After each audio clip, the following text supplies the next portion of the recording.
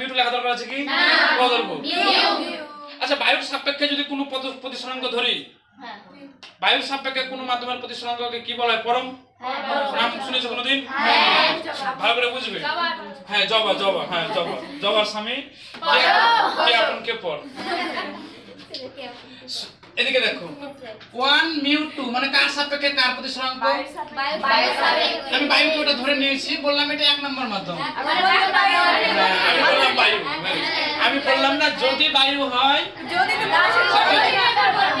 যদিটা ভুলে গেছি ঠিক আছে যদিটা মাঝে মাঝে ভুলে যাই হ্যাঁ একের সাপেক্ষে দুইয়ের প্রতিসরাঙ্ক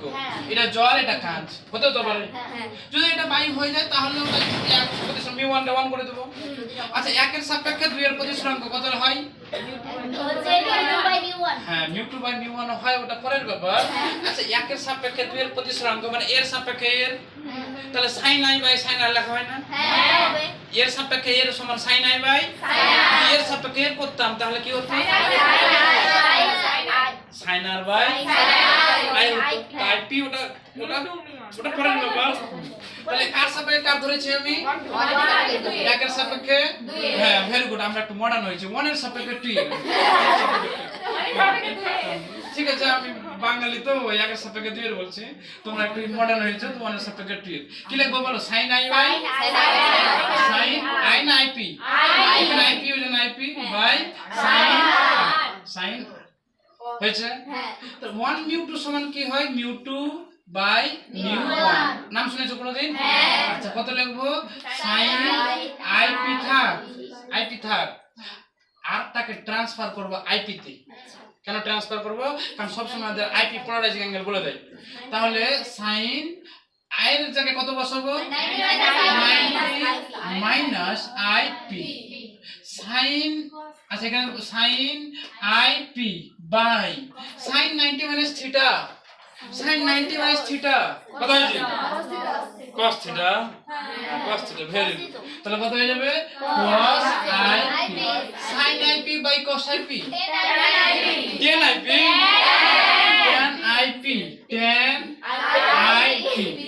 শুনো এবার তাহলে মিউ 2 বাই মিউ 1 সমান কত পেলাম tan